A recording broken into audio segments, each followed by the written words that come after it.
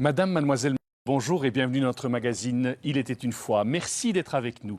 Aujourd'hui, il était une fois un regard chrétien sur l'actualité. Alors jamais l'être humain n'a été plongé comme aujourd'hui dans un flux médiatique continu. Et l'actualité s'y décline à toutes les sauces. Alors nous, comme chrétiens, comme journalistes chrétiens, avons-nous une grille de lecture différente de cette actualité à faire entendre? Voici le sommaire de l'émission.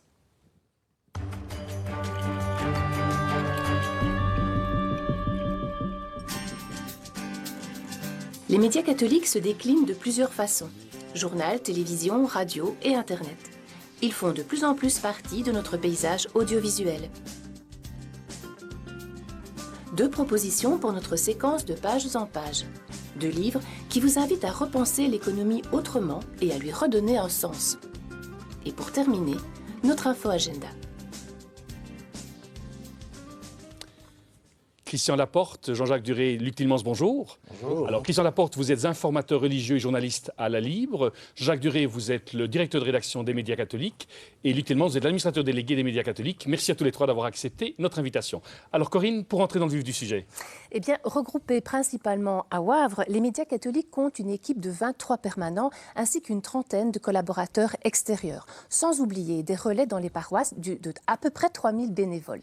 Mais qui sont ces médias catholiques et surtout, quel est leur champ d'information? C'est ce que nous allons voir tout de suite.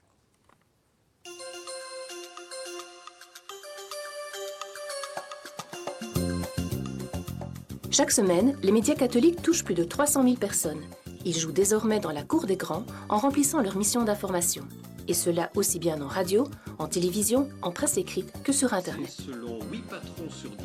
Une équipe qui cherche non seulement à donner l'écho de la présence de l'Église catholique, de la vie de ses chrétiens, mais qui veut apporter son regard et son analyse des grands enjeux de la société. En presse écrite, c'est le cas du journal Dimanche, qui à 60 ans s'est offert un petit lifting. Pour toucher un plus large public, maquettes colorées, contenus variés et un nouveau dossier thématique.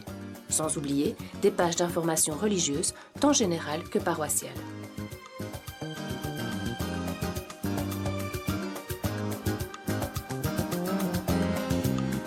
En radio et en télévision, les émissions « Il était une fois ». Au programme, rencontres, reportages et débats.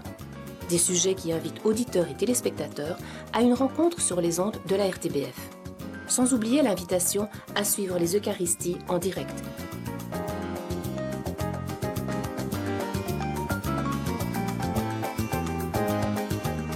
L'occasion pour les personnes moins valides de se joindre à l'une ou l'autre communauté paroissiale.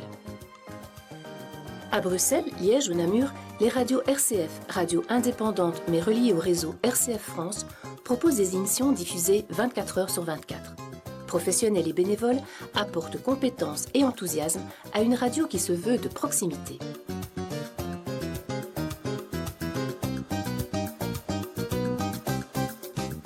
Mais le média qui a le vent en poupe est sans conteste le net. Et les médias catholiques ne s'y sont pas trompés. Infocato offre aux internautes un regard chrétien sur l'actualité et une information complète sur la vie de l'Église. Un site qui ne cesse de se développer via notamment les réseaux sociaux.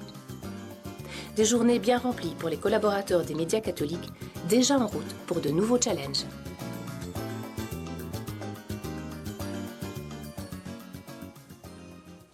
Alors, aujourd'hui, on parle beaucoup d'information, de communication. Est-ce que ces deux termes sont synonymes ou bien est-ce qu'ils représentent des réalités différentes? Jean-Jacques Duré. Pour moi, ils représentent des réalités différentes. On reçoit une communication, par exemple, institutionnelle, et à nous de la relayer, mais on peut aussi l'analyser. Et je crois que l'information, c'est l'analyse de cette communication. C'est donc l'aborder d'une autre manière.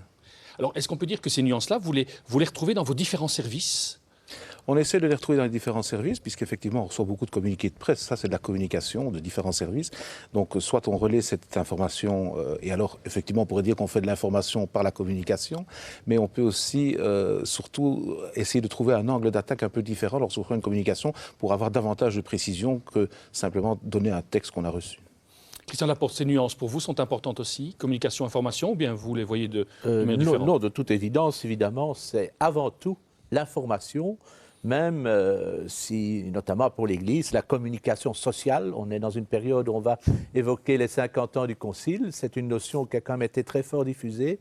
Et en ce qui me concerne, bien entendu, c'est vraiment de l'information avec l'analyse subséquente. Je ne dis pas que les médias catholiques ne le font pas non plus, mais c'est aussi avec un regard probable peut-être plus large, même plus large, puisque je suis informateur religieux de toutes les religions et en même temps, je m'intéresse de très près à tout ce qui touche à la laïcité.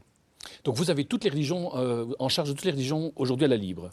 Disons que je jette un regard, j'ose penser, éclairé sur toute l'actualité de ce type.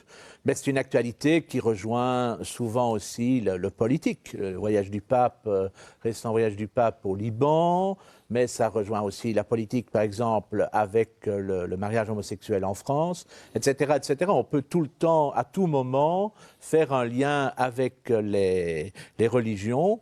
Et même à une époque où on dit que les religions sont en recul, au contraire, ce sont des dossiers vraiment très importants parce qu'ils influencent notre vie, même qu'on ne le veuille pas.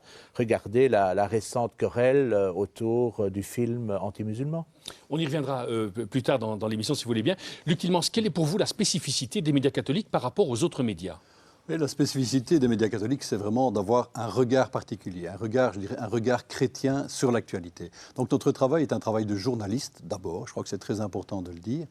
C'est un travail de journaliste avec un certain regard. Donc c'est vrai que je demande à notre rédaction souvent d'avoir vraiment ce regard particulier, ce regard chrétien. Donc je demande à notre rédaction d'être des journalistes chrétiens, croyants, et qui ont ce regard spécifique sur tout ce qui se passe dans le monde. Donc je crois qu'un chrétien est d'abord quelqu'un qui vit dans le monde, et donc son regard est intéressant de dire, tiens, à travers ma foi, à travers ce que je vis, comment est-ce que je peux analyser, comment est-ce que je peux voir cette société aujourd'hui ? Vous partagez cela aussi comme chroniqueur religieux ou vous avez une attitude un peu différente ? Disons qu'en tant que journaliste quand même d'un média généraliste, la Libre n'a pas renoncé tout à fait à ses racines chrétiennes, mais est devenue un journal totalement pluraliste depuis 1999 au moins. Et dans cette optique-là, il est évident que mon regard est avant tout celui du journaliste, même si j'ai des convictions que tout le monde connaît, qui me sont propres, que je peux partager avec beaucoup. Mais en même temps, pour tout ce qui est de l'information, il faut quand même prendre le nécessaire recul et se mettre dans la position du lecteur qui peut être croyant, non croyant, qui peut être protestant, catholique, etc. etc. Donc, il faut vraiment s'adapter à cela en prenant comme règle fondamentale la déontologie et l'éthique du journaliste, quoi. Jean-Jacques Duré. Oui, je voulais compléter un peu dans ce que Christian Laporte a dit que Luc Tillmans. En fait, effectivement, nous aussi, on ne se limite pas qu'à la religion catholique. Quand on porte un regard chrétien sur l'actualité, c'est d'abord effectivement toute l'actualité. Moi, j'ai toujours à la rédaction, tous les sujets sont bons à traiter, mais quel est l'angle d'attaque que nous prenons pour nous différencier ? Parce que je pense que dans une société où l'information a tendance à s'uniformiser, notre regard, notre approche doit être différente. Parce que sinon, nous n'apportons rien de spécifique. Donc ça, je crois que c'est important. Et nous sommes aussi ouverts à ce qui se passe dans les autres religions. On parle aussi bien sur notre site internet et dans le journal Dimanche, que ce soit de la religion orthodoxe, de la religion juive, de la religion musulmane, ou même de la laïcité, ça nous est arrivé aussi d'en parler. Donc je veux dire, on essaye quand même d'avoir ce travail de journaliste, mais avec un angle spécifique d'approche. Est-ce que cela signifie est-ce qu'on est d'abord chrétien puis journaliste, ou journaliste puis chrétien chez vous, aux médias catholiques ? Luc Tillmans. Moi, je dirais... Ce qui est important, je crois, c'est que nous soyons de vrais professionnels. Quand nous soyons de vrais journalistes, ça c'est très important. Donc ça, c'est la première qualité que l'on demande. Mais malgré tout aussi, je ne fais pas passer un examen en sciences religieuses à tous les journalistes avant de les engager, mais c'est quand même important qu'ils aient cette conviction-là, de manière à avoir, comme je disais tout à l'heure, ce regard chrétien sur l'actualité. Et je crois que ça, c'est notre spécificité à nous. Autant un journaliste de la presse générale, j'ai envie de dire, doit avoir un regard plus large, différents angles, etc. Nous devons aussi avoir différents angles, mais toujours avec cette spécificité chrétienne qui doit être vraiment en fond dans tout notre travail de journaliste. Et puis, je dirais aussi qu'on a une autre mission, c'est aussi de parler de la vie de l'Église, parce que si nous ne le faisons pas, qui le fait ? Donc notre mission, à la fois, elle est double, elle est de porter ce regard chrétien sur l'actualité, mais aussi de parler de la vie de l'Église, de ce qui se passe dans les paroisses, de finalement d'avoir cette information positive, je dirais, à nos yeux, et de la diffuser, et de pouvoir la faire connaître à tout le monde. Luc. Oui.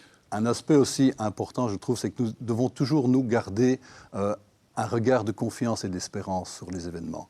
Parce que très très souvent, quand je lis la presse, quand je regarde la télévision, c'est vraiment pas encourageant. Or, je trouve que nous avons, nous, à apporter quelque part un message d'une bonne nouvelle à travers toute l'analyse des événements qui se déroulent, mais gardez-nous une confiance, garder un regard confiant sur tout ce qui se passe dans le monde.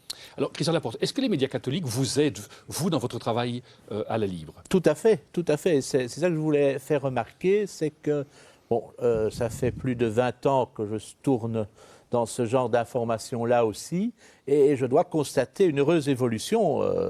Ce n'est pas parce qu'ils sont là, mais il était bien évident que tant Luc Tillmans que Jean-Jacques Duré ont apporté une espèce de renouveau, ont un peu boosté ce type d'informations en s'adaptant aussi aux nouvelles réalités, Internet et tout ça. Et donc, pour nous, c'est vraiment important d'avoir des bonnes nouvelles aussi, mais dans l'autre sens du terme, puisque ça nous permet de recouper. Et ce qui est intéressant, c'est que ce n'est pas seulement la voix de son maître.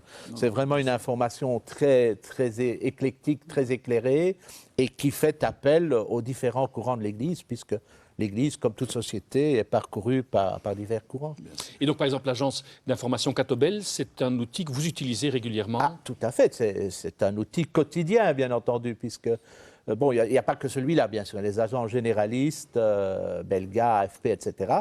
Mais en même temps, c'est très utile, très important pour nous d'avoir Catobel aussi, parce que Catobel, c'est non seulement des produits faits maison, mais ça relaie également un certain nombre d'autres agences, puisque, par exemple, à Rome, une agence comme APIC ou une agence comme Immédia, c'est vraiment très important pour avoir un regard complet sur la vie de l'Église catholique.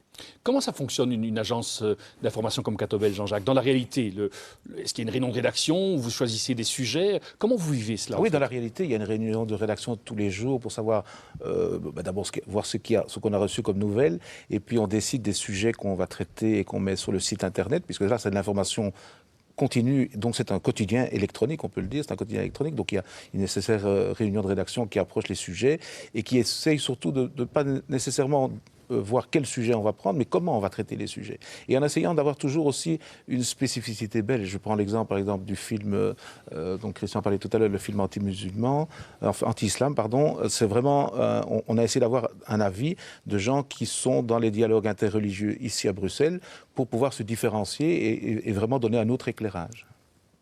Alors, je voudrais revenir quand même, parce qu'on a dit un regard chrétien sur l'actualité. Alors, je veux bien, mais ça veut dire quoi, Luc? Un regard chrétien sur l'actualité, je crois que c'est vraiment être d'abord des journalistes habités. Je crois que ça, c'est très important. Et des journalistes habités, je parlais de confiance tout à l'heure, mais c'est la confiance et l'espérance. C'est croire que tout n'est pas foutu dans ce monde, j'ai envie de dire. Quand on voit aujourd'hui toutes les infos, on parle l'économie va mal, le social va mal, il n'y a plus de boulot, donc c'est vraiment noir, j'ai envie de dire. Mais nous, je crois que nous pouvons garder cette espérance de se dire appeler à plus de solidarité, appeler à plus de confiance entre les gens, etc. Et je pense que c'est à travers ces positions-là, ces attitudes-là qu'on va pouvoir aujourd'hui redonner un peu de courage et de confiance aussi aux gens. C'est être habité par l'Évangile, qui est quand même une bonne nouvelle d'espoir et de confiance. Eh bien, c'est à travers cette réalité-là que nous pouvons aujourd'hui regarder, comme le disait Jean-Jacques, de manière particulière ce qui se passe dans le monde pour y apporter encore de l'espérance aujourd'hui. Alors, vous parlez d'espérance, ça fait évidemment référence, moi je pense, à Saint-Paul et les fameuses vertus théologales, un terme un peu compliqué pour parler de foi, d'espérance et d'amour. Est-ce que foi, espérance et amour sont des clés dans votre travail, Jean-Jacques Duré? C'est les trois éléments principaux pour pouvoir travailler avec cette approche spécifique qui est la nôtre. Je pense qu'effectivement, on est aujourd'hui dans une société où tout peut paraître morose et grisâtre. Et justement, aujourd'hui, je pense que l'Église, à la lumière de l'Évangile, ne peut pas être en dehors de ces grands problèmes de société qui sont la paupérisation, les problèmes sociaux, le chômage, la crise économique. Je veux dire, il y a un vrai problème de société où l'Église, par l'Évangile, a un message à apporter. Je pense que c'est à la lumière de ce message de l'Évangile, de la bonne nouvelle, que nous avons à traiter ces sujets-là. Alors, que ce soit dans un média général comme vous, Christian Laporte, ou dans les médias catholiques comme vous, est-ce qu'il y a une certaine théologie ou une certaine vision de l'Église que vous essayez de proposer à vos lecteurs? Christian? par définition, évidemment, comme journaliste généraliste, je n'ai pas à prendre position vis-à-vis de telle ou telle vision de l'Église. Il faut être ouvert, à l'écoute de tous les courants qui traversent cette Église. Bon, je pense qu'en général, on essaie de s'en acquitter le mieux possible. Bon, ce n'est pas toujours sans critique, puisque certains ne s'y reconnaîtront pas et d'autres diront qu'on en fait trop sur tel ou tel courant. Mais d'un autre côté, je pense que c'est ça aussi la richesse de l'Église et d'autres grands courants religieux ou autres, c'est que ça mène un véritable débat. Et alors, ça apporte aussi des valeurs. Moi, ce qui me plaît beaucoup dans cet aspect de mon travail, je couvre bien d'autres sujets par ailleurs, notamment de politique belge, mais c'est qu'ici, on se raccroche chaque fois des valeurs. Et il y a un débat sur les valeurs qui se mettent en route, et ce n'est vraiment pas un luxe à l'ère d'aujourd'hui où, effectivement, l'instantanéité, l'immédiateté de l'information fait qu'on ne discute pratiquement plus de tout cela. Et que tout ça est tellement passager et qu'on se bloque souvent sur l'accessoire. Alors, justement, par rapport à ces valeurs, je me permets de rebondir. Vu le film qui critique, qui est anti-islam, vu les caricatures qui viennent de ressortir, etc., comment allez-vous avoir un regard sur ces événements-là, vous, Christian Laporte? Je dirais que là, dans un domaine comme celui-là, il faut prendre la distance, mais surtout se mettre à l'écoute des gens qui rassemblent plutôt que des gens qui divisent. D'abord parce que les gens qui divisent, ça n'amène à rien, ça continue à créer des conflits. Par contre, si on se met à l'écoute, par exemple, des gens qui font ce dialogue interreligieux, ici en l'espèce, ça permet quand même d'avancer et d'en arriver à une série de conclusions beaucoup plus positives. Il ne faut pas provoquer non plus, par exemple, ce qu'a fait Charlie Hebdo, ça ne trouve pas beaucoup grâce à mes yeux parce que c'est une affaire typiquement commerciale d'abord et puis en plus de ça, ça ne fera pas avancer le débat d'un iota. Alors que si on essaye de comprendre, de se mettre à l'écoute de l'autre, on a déjà franchi un sérieux pas. Et c'est ça un peu qui m'habite aussi dans ma profession et plus particulièrement dans ces dimensions-là. Jean-Jacques, par exemple, les médias catholiques, par rapport à ces deux événements-là, votre regard chrétien sur ces événements-là, je dirais que je partage totalement ce que vient de dire Christian. J'apporterais encore un élément différent, c'est de se dire aussi, finalement, dans cette provocation, je me suis posé la question en disant, qu'est-ce qui nous provoquerait, nous, chrétiens, si vraiment on nous attaquait sur des valeurs qui sont pour nous très chères, et je me dis, est-ce qu'on aurait ce même genre de réaction? Probablement pas, je pense, et en discutant notamment avec les gens du Centre El Kalima, c'était vraiment ça qu'on ressentait. On n'aurait peut-être pas ce genre de réaction, mais à partir du moment où on connaît l'autre et on sait qu'il est blessé dans sa foi, dans sa profondeur, je trouve que ce sont des choses que nous devons prendre en compte. Il ne faut pas faire de la provocation inutile à partir du moment où on sait qu'on blesse quelqu'un d'autre. Et donc, dans ce regard que nous avons sur cette affaire-là, je pense qu'effectivement, il faut rappeler que les valeurs fondamentales, quelles que soient les conceptions philosophiques d'ailleurs des gens, on ne peut pas les blesser dans leur profondeur et dans leur foi. Avez-vous le sentiment que dans une société sécularisée comme la nôtre, le fait religieux intéresse encore beaucoup de monde? Je dirais qu'il y a un retour du fait religieux quand même. Bon, certains disent oui, c'est surtout un retour des fondamentalismes. Oui et non, parce que je constate quand même que l'Église catholique, par exemple, essaye toujours d'en revenir un peu à ses sources, même si on est un peu dans l'herméneutique de l'interprétation du concile, on reste quand même toujours fidèle à ce concile, et c'est ce qui rend impossible, par exemple, pour le moment, le rapprochement avec les intégristes, puisque eux ne sont pas prêts à faire un pas de plus, alors que l'Église de Rome est-elle bien décidée à vouloir ce rapprochement. Donc le fait religieux, certes, n'a peut-être plus l'importance qu'il avait jadis. Ainsi, dans nos médias, il n'y a plus d'informateurs religieux spécifiques, comme c'était le cas au lendemain du Concile Vatican II. C'est un peu ça qui a lancé les journalistes et informateurs religieux, mais aujourd'hui, ça reste quand même important à refléter, et pas uniquement quand ça fait un peu scandale. Je dirais que dans certains médias, on ne parlerait de l'Église qu'à propos de certains scandales récents qu'il ne faut pas décrire ici, ou alors pour dire du mal de l'Opus Dei, je dis quelque chose. Alors qu'on peut très bien suivre l'actualité de l'Église qui reste très importante parce que, au-delà évidemment de la difficulté du message qui passe mal, parce qu'il n'est pas vraiment adapté à notre société d'aujourd'hui. Une encyclique, c'est pas évident à expliquer en 80 lignes, mais malgré tout ça, je dirais qu'il est très important de continuer à suivre le fait religieux et je m'honore que la Libre continue à me faire cette confiance-là. Moi, je dirais, plus que jamais aussi, je crois que chacune et chacun est en recherche de sens aujourd'hui. On vit dans un monde et dans une situation terriblement difficile aujourd'hui, et chacune et chacun cherche du sens, cherche de quoi être encouragé, de retrouver pourquoi encore me lever aujourd'hui, pourquoi aller au boulot, pourquoi encore mettre des enfants au monde aujourd'hui. C'est vrai qu'on se dit, l'avenir nous paraît tellement noir, mais je pense que nous avons, nous, à être ces porteurs je le répète encore une fois, mais c'est porteurs d'espérance et aussi des jeteurs de ponts. Je crois qu'on doit être de plus en plus des acteurs d'unité. Et ça, je crois que c'est une spécificité que nous avons à avoir aussi. Qu'est-ce qui nous rapproche les uns les autres, quelles que soient nos convictions, quel que soit notre milieu de vie? Qu'est-ce qui nous unit, qu'est-ce qui nous rapproche? Ça, je crois que c'est une bonne nouvelle que nous pouvons aujourd'hui annoncer à travers nos médias. Alors, est-ce qu'il y a parfois des sujets qui fâchent, Jean-Jacques? Oui, il y a des sujets qui fâchent, il y a des sujets pour lesquels on doit prendre des précautions, bien sûr, ça c'est évident. Mais je pense qu'on a quand même cette grande latitude dans notre charte éditoriale qui a été acceptée par nos évêques, qui sont finalement chez nous les médias catholiques, qui sont nos patrons, si je pouvais m'exprimer ainsi. Il y a quand même clairement indiqué que nous travaillons en loyauté avec l'Église, ce qui me semble évident, mais comme dans toute entreprise qui travaillerait en loyauté avec ses actionnaires, avec ses patrons, mais en parfaite indépendance. Ça, je crois que c'est vraiment quelque chose qu'il faut répéter. Donc, nous traitons de tous les sujets, même de ceux qui fâchent, mais en essayant de prendre aussi les avis de tout le monde. Ça veut dire qu'on ne va pas simplement relater un fait, on va peut-être prendre le contre-pied en demandant l'avis de quelqu'un qui est mis en cause, par exemple. Donc ça, je crois que c'est une approche qui est extrêmement importante. Vous, Christian, vous avez aussi des sujets qui fâchent, vous faites attention, vous êtes... Disons que les sujets qui fâchent donnent souvent lieu à toutes sortes de réactions, des mails enflammés, des gens qui disent, qui écrivent à mon patron en disant « il est temps que vous vous défaisiez de ce type parce que bon, c'est un suppôt de Satan ou d'autres choses ». Je pense que nos patrons ont la sagesse de me laisser continuer à travailler en veillant évidemment, et ça c'est un peu notre devoir à nous aussi, en veillant à faire vraiment œuvre de journaliste jusqu'au bout.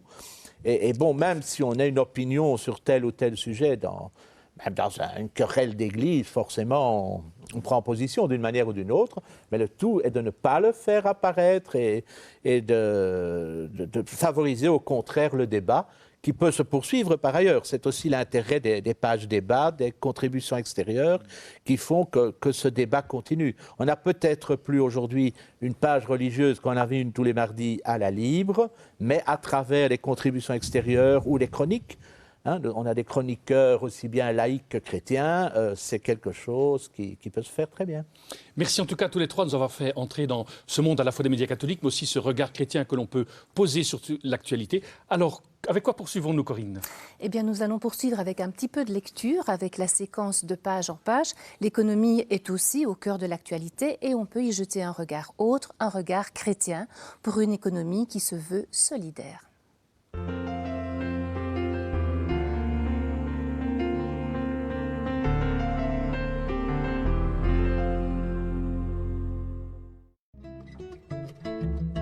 Le goût de l'autre, un ouvrage d'Elena Lassida, une économiste passionnée de théologie.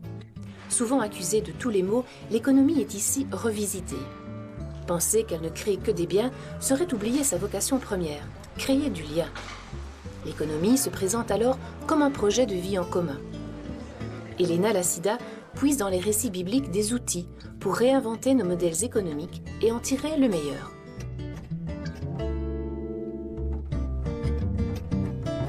Mais qu'est-ce qui fait courir ce Robin des Bois en col blanc? Tristan Lecomte est l'une des figures marquantes du commerce équitable en France.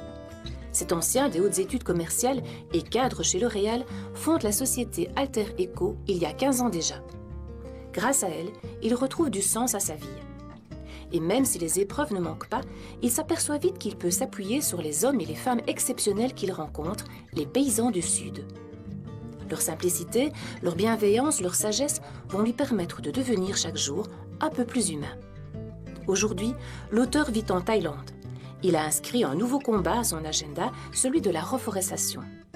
Un livre à mettre entre toutes les mains pour changer le monde.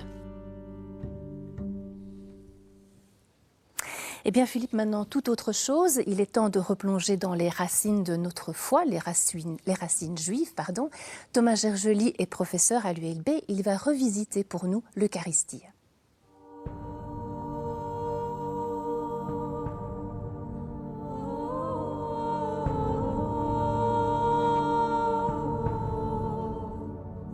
Mesdames, Messieurs, donc on le sait, au début de la liturgie eucharistique, le prêtre reçoit la patène avec le pain et il dit en substance, soit à voix haute, soit à voix basse selon les circonstances, « Tu es béni, Dieu de l'univers, toi qui nous donnes ce pain, fruit de la terre et du travail des hommes. » Eh bien, on y retrouve, tout le monde l'entendra dans une seconde, quasi textuellement, le hamotzi, c'est-à-dire la bénédiction, la bracha en hébreu, sur le pain, qui se dit à toute table juive au moment du partage du pain. Et cette bénédiction s'énonce ainsi, « Béni sois-tu éternel notre Dieu, roi de l'univers, qui a tiré le pain de la terre. » Ensuite, à l'église toujours, le prêtre prend le calice, il l'élève un petit peu et dit, et tout le monde connaît la formule, tu es béni, Dieu de l'univers, toi qui donnes ce vin, fruit de la vigne et du travail des hommes. Et là, encore une fois, bien sûr, on retrouve quasiment à l'identique la bénédiction Hagafen, cette fois-ci, sur la coupe de vin, qui se dit d'abord à la synagogue par l'officiant, et qui est ensuite reprise par le père de famille à la table du Shabbat au moment de l'inauguration de l'entrée dans le temps consacré. C'est le Kiddush, et cela s'énonce ainsi dans le rituel juif, « Béni sois-tu, éternel notre Dieu, roi de l'univers, qui a créé le fruit de la vigne ». Enfin, toujours à l'église bien sûr, suit l'acclamation « Béni soit Dieu maintenant et à jamais ». Une acclamation qui est connue également, bien entendu, du rituel de la synagogue, mais qui se situe après la proclamation du Shema Israël. Donc, écoute Israël, l'éternel Dieu, l'éternel est un, qui est la doxologie du judaïsme, et qui s'énonce comme ceci, « Béni soit à jamais le nom de son règne glorieux ». Les parallélismes n'auront échappé, évidemment, à personne. Je vous propose tout de suite l'info agenda.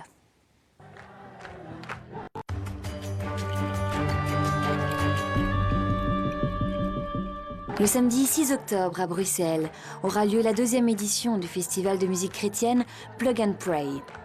Des artistes belges et français, du gospel urbain au rock chrétien, en passant par la pop louange, seront présents.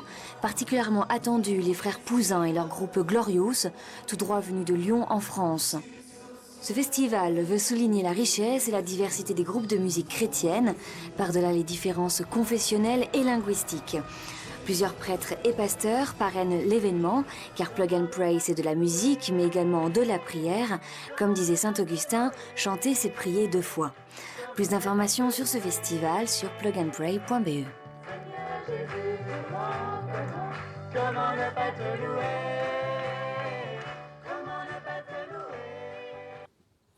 Nous arrivons au terme de notre émission. Merci d'être resté avec nous. Si vous souhaitez soutenir le travail des médias catholiques, il vous est possible de le faire par un don. Vous trouverez toutes les informations sur notre site www.infocato.be. Alors, dans 2 semaines, Corinne? Eh bien, dans 15 jours, nous entrerons dans le monde de la franc-maçonnerie en compagnie de Christine De Vos, la grande maîtresse de la Grande Loge féminine de Belgique, et de l'abbé Éric de Buckelaar, qui a préfacé le livre de Hervé Asquin, Les catholiques belges et la franc-maçonnerie.